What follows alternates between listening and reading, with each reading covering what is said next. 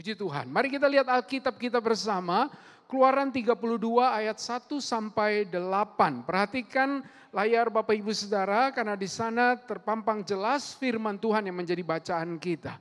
Ketika bangsa itu melihat bahwa Musa mengundur-undurkan turun dari gunung itu, maka berkumpullah mereka mengurumuni Harun dan berkata kepadanya, "Mari buatlah untuk kami Allah yang akan berjalan di depan kami, sebab Musa ini orang yang telah memimpin kami keluar dari tanah Mesir, kami tidak tahu apa yang telah terjadi dengan dia."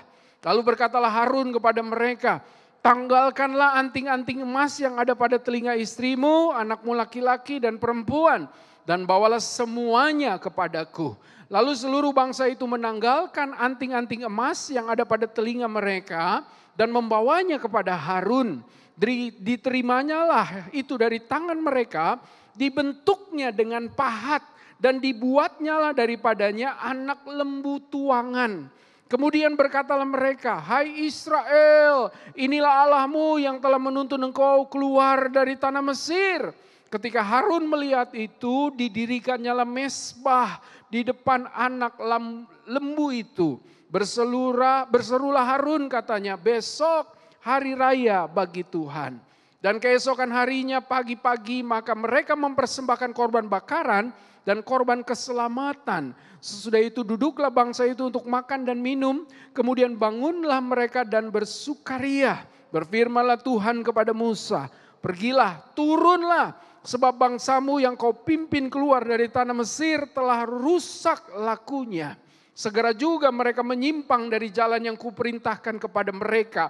Mereka telah membuat anak lembu tuangan dan kepadanya mereka sujud menyembah dan mempersembahkan korban. Sambil berkata, "Hai Israel, inilah Allahmu yang telah menuntun engkau keluar dari tanah Mesir." Di bawah perikop ini, Bapak Ibu Saudara, izinkan saya mengambil sebuah judul yang nanti kita akan pahami, belajari bersama. Judulnya adalah Tuhan dalam tanda kutip yang kita buat. Atau Tuhan dengan huruf T lebih kecil, huruf T kecil yang kita buat.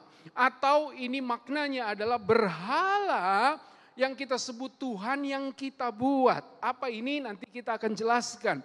Tetapi izinkan saya di awal ini menyampaikan bahwa Tuhan kita yang sejati, Tuhan kita yang sesungguhnya adalah Tuhan perjanjian.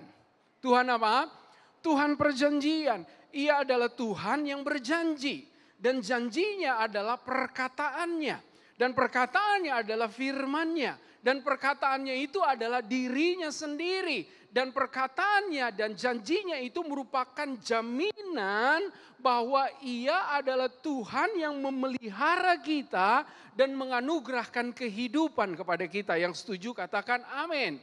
Karena itu Ia memberikan janji. Karena itulah Alkitab kita disebut perjanjian lama dan perjanjian apa? Perjanjian baru. Saya sebut bahwa Allah kita adalah Allah perjanjian dan Dia bukan Allah kontrak. Dia bukan Tuhan kontrak. Karena perjanjian dan kontrak itu berbeda. Apa perbedaannya? Secara cepat Bapak Ibu Saudara kita lihat. Kontrak itu dibuat atas dasar ketidakpercayaan. Betul nggak? Betul? Kalau Bapak Ibu Saudara kita bikin kontrak, dasarnya karena kita nggak percaya dengan pihak kedua. Tetapi perjanjian dibuat atas dasar kasih dan kesetiaan. Kontrak didasarkan pada kinerja. Kalau kamu sesuai dengan apa yang disepakati, maka hasil dari kontrak itu baik. Tetapi perjanjian didasarkan pada janji. Sama-sama bilang sama saya, janji. Lalu kemudian kontrak itu dibuat untuk melindungi hak. Hak dari masing-masing pihak.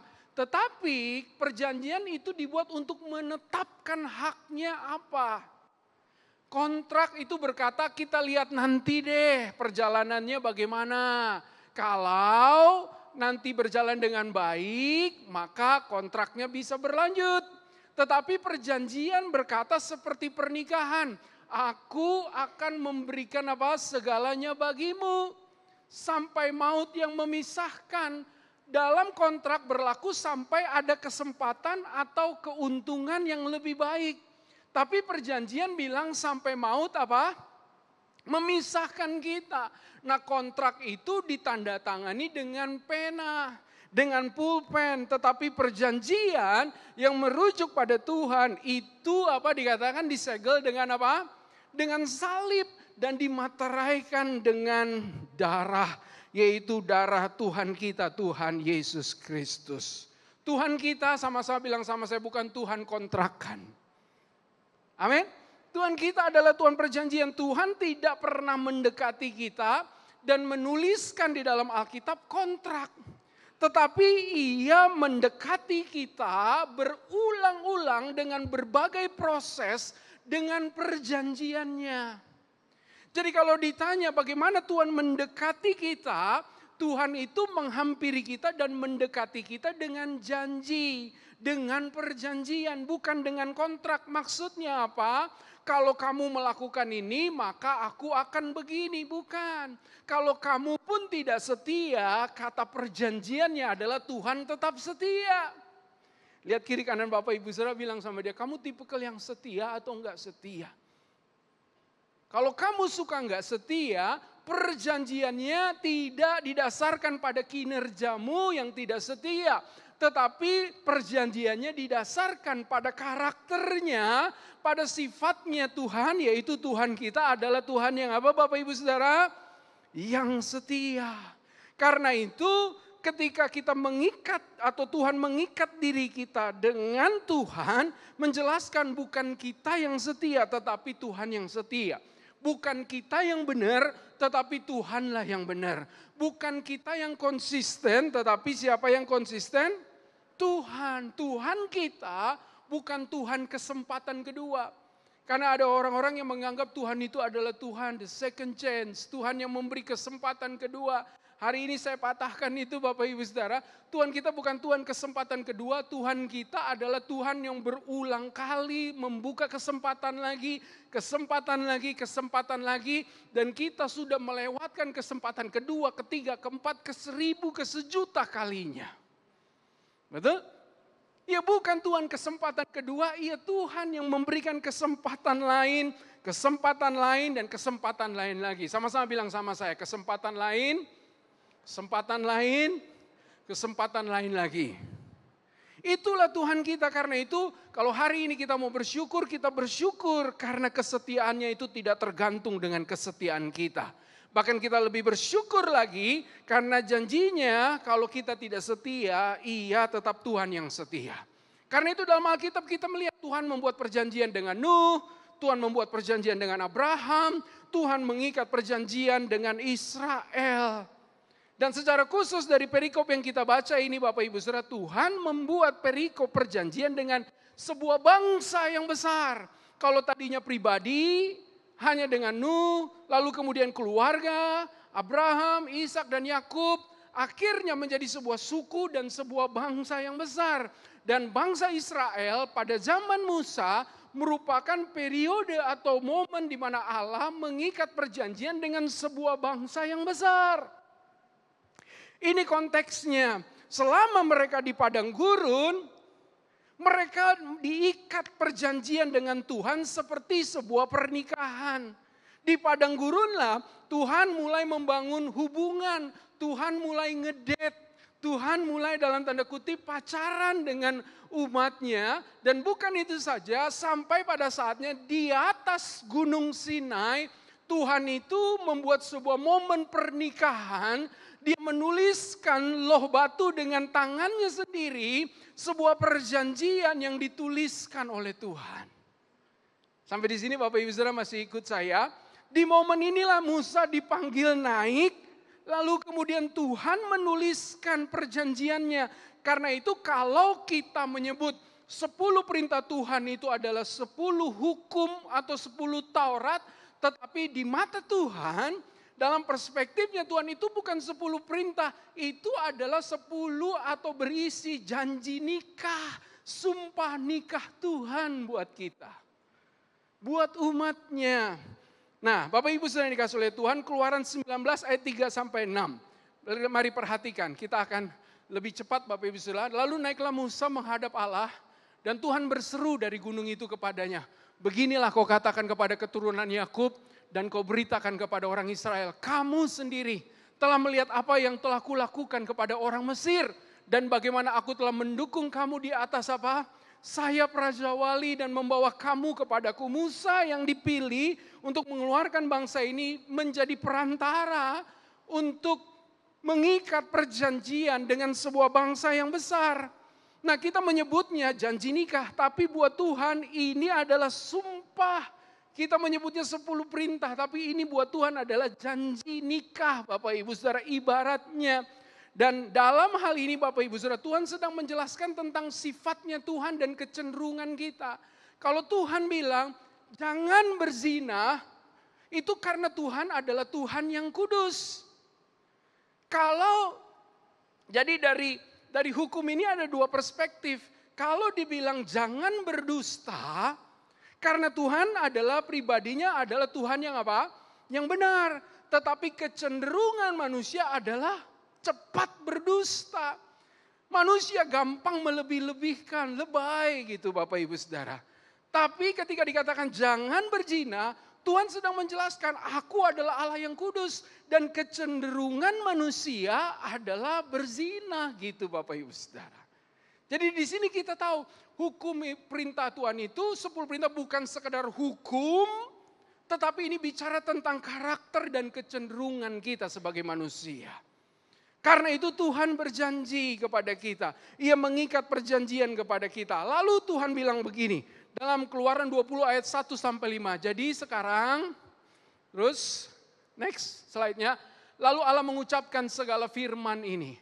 Akulah Tuhan Allahmu yang membawa engkau keluar dari tanah Mesir, dari tempat perbudakan. Lalu kemudian ini yang menjadi hukum pertamanya. Jangan ada padamu apa? Allah lain di hadapanku.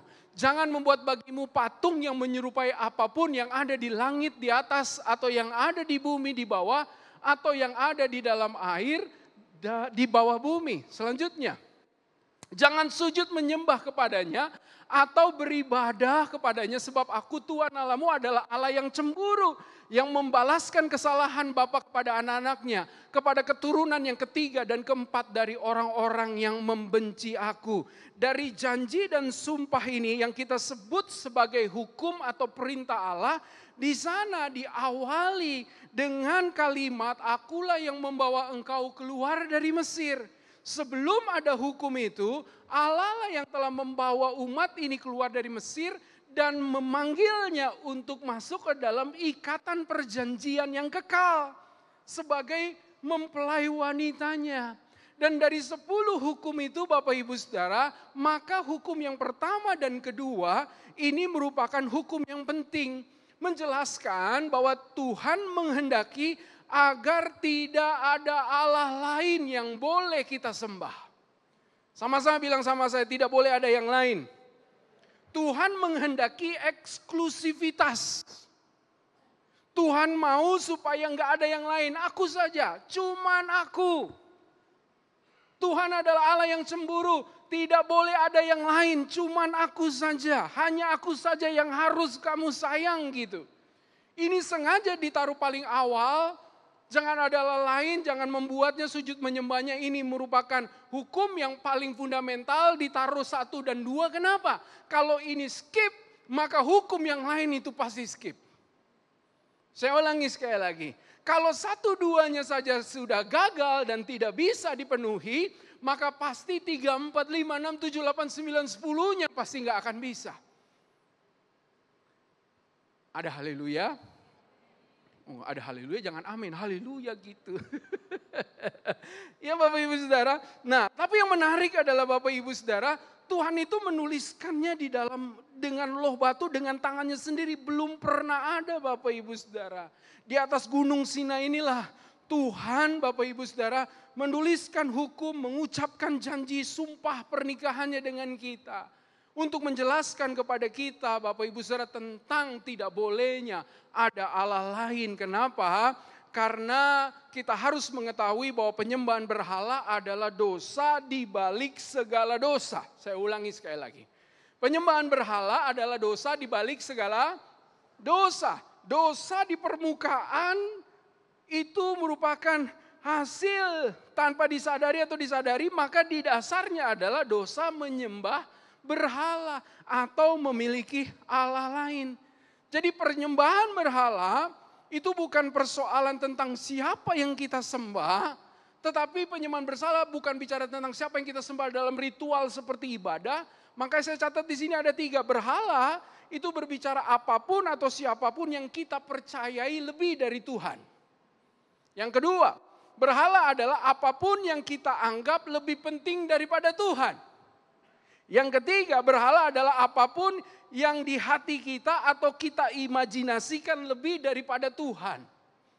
Berat nih Bapak Ibu Saudara. Saya ulang ya. Boleh? Yang pertama, berhala adalah apapun atau siapapun yang kita percayai lebih dari Tuhan. Yang kedua, berhala adalah apapun yang kita anggap lebih penting dari siapa? Tuhan. Berhala adalah apapun yang ada di hati kita yang kita imajinasikan, bayangkan, gambarkan melebihi daripada siapa? Dari Tuhan. Dan berhala itu licik Bapak Ibu Saudara. Jadi dasar dia merayap sampai akhirnya Bapak Ibu Saudara dia merusak. Karena itu Tuhan mau memperlihatkan kuasa perjanjiannya kepada kita melalui apa yang dia lakukan di atas Gunung Sinai ini. Tetapi yang terjadi ketika Tuhan sedang nulis dengan tangannya, di bawah bangsa Israel sedang membuat apa? Berhala. Sedang membuat lembu emas dan mereka menyembah, menari-nari, mengelilingi Bapak Ibu Saudara. Nah Musanya nggak tahu. Ketika mereka melakukan itu, Musanya tidak tahu Tuhan lagi ngomong dan pada saat yang bersamaan di bawah mereka sedang melakukan penyembahan berhala. Karena itu dalam konteks ini apa yang kita pelajari? Yang kita pelajari adalah Bapak Ibu Saudara, penyembahan berhala itu bukan soal menyembah Allah yang lain saja. Saya ulangi sekali lagi, bukan soal menyembah apa? Allah yang lain saja.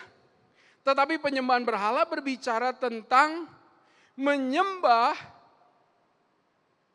Tuhan dan menyembah yang selain Tuhan. Maksudnya apa? Artinya 2. Menyembah Tuhan yes, menyembah yang selain Tuhan juga yes. Dalam perikop ini mereka membuat lembu dan berkata inilah Tuhan Allahmu. Betul gak Bapak Ibu Saudara? Berarti mereka bukan melakukan ritual menyembah Allah lain, dewa lain, bukan. Tetapi mereka menganggap bahwa berhala yang mereka buat itu tambahan pelengkap dari Tuhan. Nanti kita akan ke sana Bapak Ibu Saudara. Apa pertanyaannya nih Bapak Ibu Saudara, sebelum kita terima perjamuan suci. Apa yang membuat bangsa Israel membuat lembu emas? Itu pertanyaan besarnya. Apa yang membuat bangsa Israel membuat berhala? Ini pertanyaan yang harus dijawab. Kenapa mereka membuat berhala? Bukankah mereka melihat Tuhan membelah laut?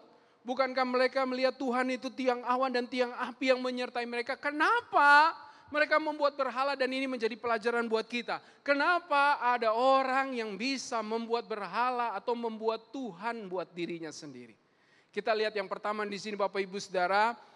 Pada ayat yang pertama, Keluaran 32 ayat 1. Inilah alasan pertama, kenapa mereka membuat berhala dan kenapa kita bisa membuat Tuhan buat diri kita sendiri. Ayat pertama, ketika bangsa itu melihat bahwa Musa mengundur-undurkan turun dari gunung itu, Pak, Bu, lihat kata yang aneh enggak? Hah? Lihat kata yang aneh enggak? Kata yang mana? Ngundur-ngundur itu apa sih? Hah? Mengundur-undurkan itu apa sih artinya Pak, Bu? Bahasanya agak kurang biasa ya. Saya jelaskan singkat, mengundur-undurkan itu artinya kelamaan. Apa? Kelamaan. Musa itu kelamaan di atas Bukit Sinai. Jadi berarti dengan jelas kita catat di sini, saya perlu cepat Bapak Ibu Saudara, bahwa bangsa Israel membuat berhala dengan membuat pengganti bagi Tuhan. Kenapa? Karena ada Musa yang kelamaan. Bangsa Israel merasa Musa jauh dan udah kelamaan. Berarti saya catat ketidaksabaran dan merasa jauh adalah alasan orang membuat berhala. Ketidaksabaran dan apa? Merasa jauh adalah alasan seorang membuat berhala. Pak, sederhana. Musa nggak kelihatan. Lama lagi. Pak, Bapak Ibu kalau dengar khotbah saya kelamaan juga pusing kan, bener nggak? Ini kayaknya dia udah mau jadi berhala nih gitu. Tapi saya lagi ngebut nih Bapak Ibu Saudara. Pak, Bu, mereka lihat Musa kelamaan. Ini gambaran. Kita lihat Tuhan, kita rasa dia Tuhan gak kelihatan, dia jauh. Saya doa gak dikasih, saya puasa gak ditolong, saya berseru enggak Tuhan kasih lihat apapun. Tuhan udah kelamaan gak perhatiin doa saya. Ketika kita nggak melihat Tuhan, membuat Tuhan buat diri kita sendiri. Kenapa? Karena Tuhan nggak kelihatan, saya buat aja, Tuhan yang bisa saya sentuh dan saya pegang dan saya lihat setiap saat. Bapak Ibu masih sama saya? Kalau ada orang yang membuat berhala, karena dia nggak lihat Tuhan. Dia nggak sabar, dia rasa Tuhan jauh, akhirnya dia buat sesuatu yang dia anggap Tuhan. Karena itu kita bisa melihat orang merasa ini aja lah yang saya lihat, yang kelihatan. Makanya Tuhan bilang berbahagialah engkau yang tidak melihat namun apa? Namun percaya. Sama-sama bilang sama saya nggak kelihatan.